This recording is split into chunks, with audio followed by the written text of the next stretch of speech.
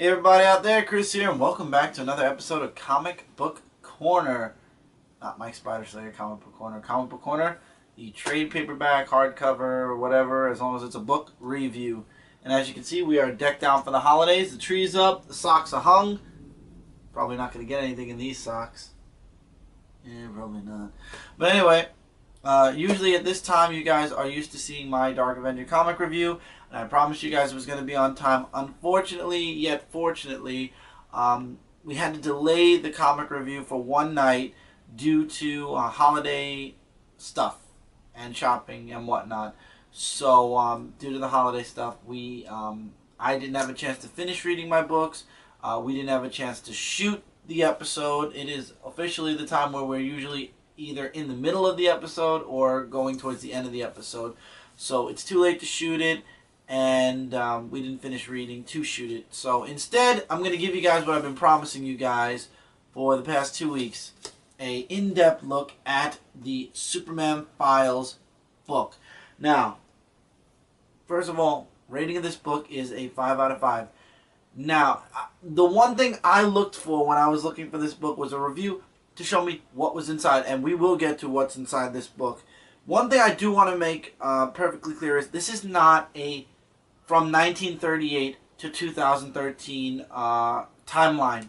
Not at all. If you're expecting to get that, that's not what you're going to get here. My advice would be to go get the DK Superman Encyclopedia. That will give you a in-depth timeline from point A to point B with all of Superman's villains, all of Superman's characters, the whole shebang. This, on the other hand, is more along the lines of a collection, as it says here, compiled by Brainiac 5, of all of Superman's feats, characters, and events. And it's not put together with tons and tons of encyclopedic dialogue. There is dialogue, especially at the very beginning when they're showing Krypton and everything. But for the most part, it's really just a bunch of pictures. It's kind of like a compiled photo album or a journal, so to speak, compiling all the events that happened in Superman's life. Now, I'm going to start from the beginning and we'll work our way towards the end. The first whole beginning of the book is about Krypton and, of course, Clark's arrival on Earth. And as you can see here, they show newspaper articles along with photographs. And I like how basically the writer of this book is, and I want to make sure I get his name right, Matthew K. Manning. What they did was, instead of showing just one type of Krypton, they showed every single retelling of Krypton, from Secret Origin to Birthright to the Man of Steel miniseries. So every single version of Krypton and the Kryptonians are there. You also get tons of schematics and maps throughout the book. So we get to see Jor-El in all of his forms pre-New 52. Remember, this book is 90% pre-New 52. We are going to get into the New 52, but not right away. It's towards the end. But you get to see all the different versions of Krypton, all the different incarnations of Krypton. Now I'm going to skip ahead a little bit. You get to see Clark growing up, his little letter he wrote. So it's really like a bunch of clippings, whether it be pictures or articles or letters or whatever, from Clark. So there's a lot of written letters and stuff like that. There's character bios. There's designs like for the suit. This is from Secret Origin. And the Legion of Superheroes. I'm fast forwarding a bit. You got Metropolis. You got a map of that. This book is filled with tons of information. You basically, reading through this book, you feel like you're in the Legion of Superheroes time reading Superman's history. And, for example, you got like the press pass, his first feat. That's from the Man of Steel, first feat, back in 1986. Tons of compiled data and first appearances. There's no reference in this book to comic books. For example, they're showing the Parasite here, and they're not referencing his first appearance or anything. This book does not acknowledge Superman as a comic book. This book acknowledges Superman as if this is reality. This is real fact. So you're not going to get any comic book references. At the back of the book, you will get a ton of artist references, like artists who do whatever pictures you see here and whatever pages they're on. But this book does not go into or treat Superman like it's a comic series. It treats Superman as if Superman is real. This is real history. And here's some feats and some different artist artwork. The artwork and everything in this book is spectacular. It's huge. It's blown up. This book is so heavy every time I want to turn it around to show it to you guys. It's driving me nuts. You got guest appearances, Robin, Nightwing. You've got the whole Lex Luthor. And then when he cloned himself, or Lex Luthor 2 when he went for presidency. The Lanes. The different types of kryptonite. Wonder Woman. Wonder Woman here. Justice League. Bizarro, and then as you move forward, you go into the events that happen to Superman, like there's Maxima, you got the Fortress of Solitude. This is my favorite page of the book, showing the Fortress of Solitude. I'm trying to show you guys as much artwork in the book as humanly possible, without showing you guys too much, because this book is worth the money. There's a letter. This page was awesome. There was a letter actually in the beginning of the book from Lara to Kal-El, and it's written in Kryptonian. On this page, we're going through the Krypton Man, and this was the phase. I said man and phase at the same time, that's why I sounded like maze. This was a mini-series, a story arc that happened back in the early 90s, before the death of Superman, where the Eradicator tried to convert Superman into being a complete Kryptonian and to abandon his human everything. And this was actually a letter from... Oh, it's a journal written by Clark while under the influence of the Eradicator. So, it's really awesome stuff, and it's written in Kryptonian and then translated into English. And they've got the Flash... more Lois and Clark stuff, more characters. They kind of mix and mashed everything. Crisis of the Crimson Kryptonite, that was another story arc that happened within Superman. Time and Time Again was another story arc that happened. I wanted to try to find where when we get to the death of Superman. Here we go. And then came the death of Superman. This was the best compiled amount of pictures and clippings in the book, in my opinion. They actually even went down to, they actually reprinted the page you get from the Superman 75, where you could actually unfold the whole first or cover page of the Daily Planet, and then here they actually show you the armband, which you also got if you got Superman 75, which all the heroes wore. Then you go into bios for Steel, Superboy, Pre-New 52, and the Eradicator, and then finally Cyborg Superman. So they're kind of going in timeline from here on. And you got the Return of Superman with the long hair. We're already mostly through the book, guys, so stick with me. I want to try to show you guys as much artwork as I can, like I said. You got the Return of Doomsday. They talk about the fall of Metropolis. Conduit, there was a Conduit story arc that was crazy. Dead Again was another story arc. The Death of Clark Kent was another story arc.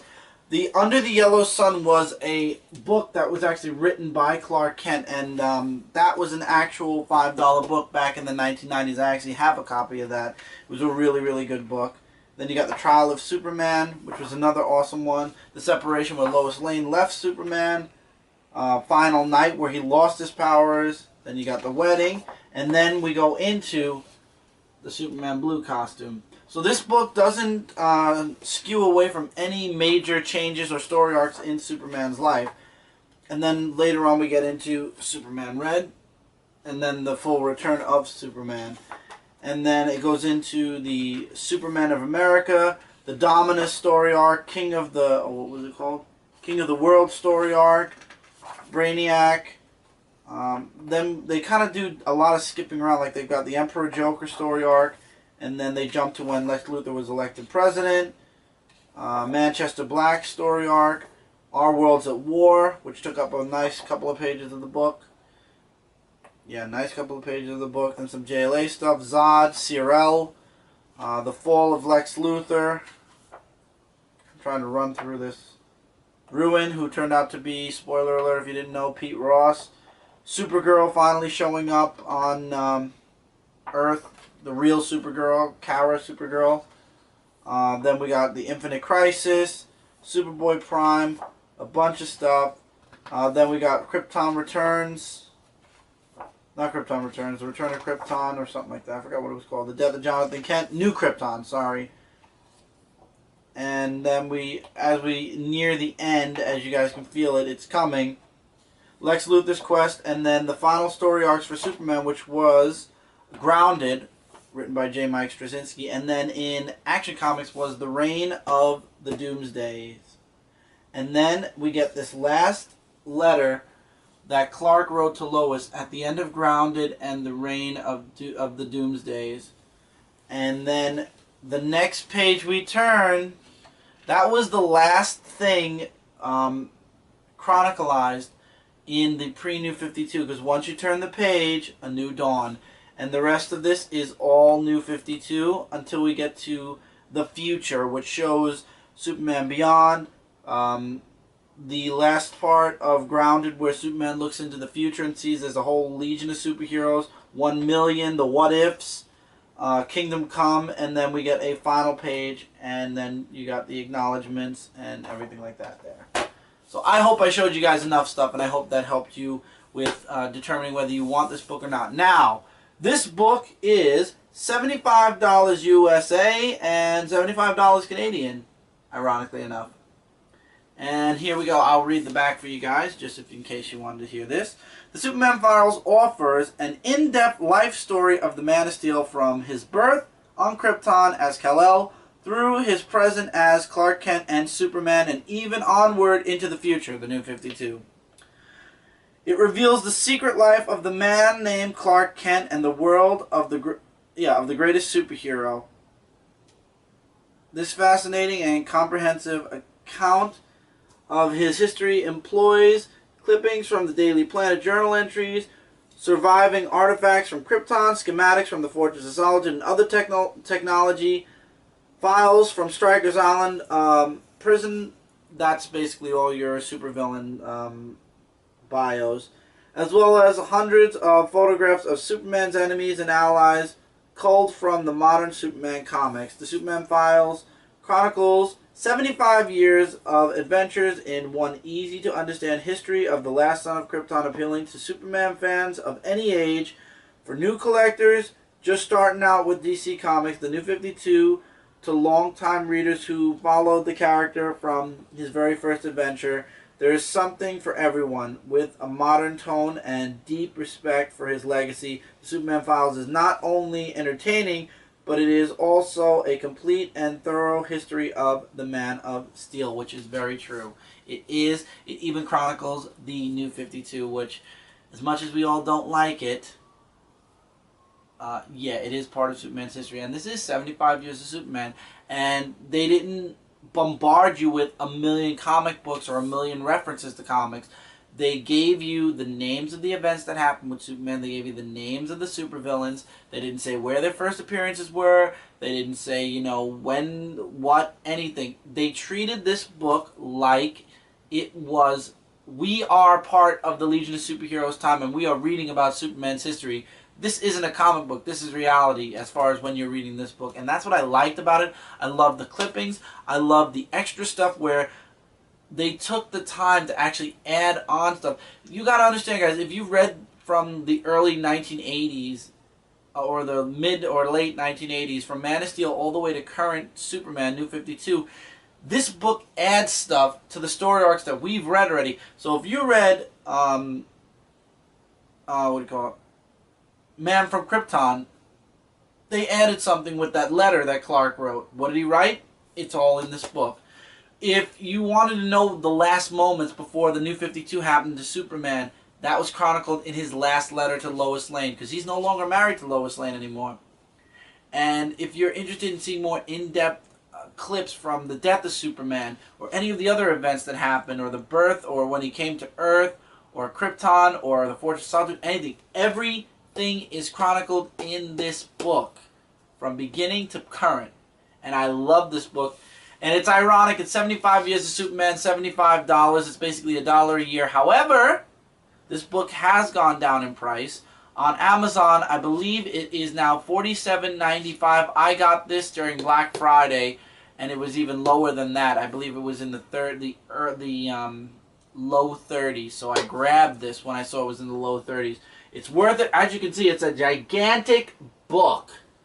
Gigantic and thick, and it's beautiful. For any Superman collector, this is something you definitely want. You definitely need. It is great. The artwork in here spans from 80s all the way up until current day, and it's amazing. I love it. 5 out of 5 stars, guys. A must-have. Definitely something to put on your Christmas list. Or if you are having a birthday soon, like some people I know, something to put on your birthday list.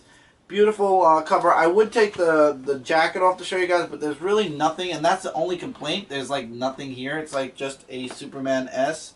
The binding is nice, but I just don't like that the cover. It's just blue with the classic Superman S. I'd much rather keep it in its sleeve. So I hope this sleeve never rips for another million years. So that's the Superman Files for you guys, and if you enjoyed this review, let me know in the comments below what you liked about this book, what you didn't like, if this review helped, because this is like one of the only reviews out there of the Superman Files. Let me know what you guys think of what you saw. And if you went out to buy the book thanks to this video, come back and comment and let me know what you think of the book personally as well. If you're not interested in this book, any and all comments are always welcome. I will be answering your comments probably in the next weekly comic book haul, which is this coming Friday. So look forward to my answering your comments there. I don't reply right to comments anymore because apparently YouTube doesn't tell me when I have comments. So I just go back on my iPod and look over the comments the day of the haul. So figure you have like 5 days. If not, then personal message me your comment and I'll read it on another show if it's after the fact.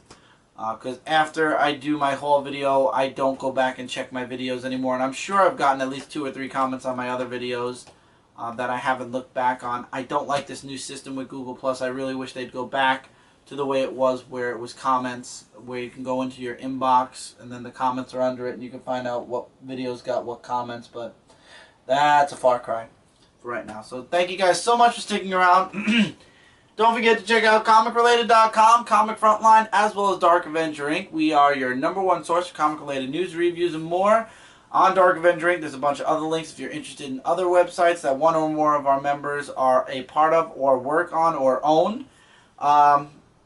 If you haven't already subscribed to Dark Avenger Inc., please do. We try to give you guys as much content as we can each and every day. Comic Frontline and Comic Related, if you like what you see, bookmark the sites because we update those every single day, 7 days a week, 365 and 367 or 6 when there's leap year. I just threw myself off. So 365 days a year, 366 if it's leap year.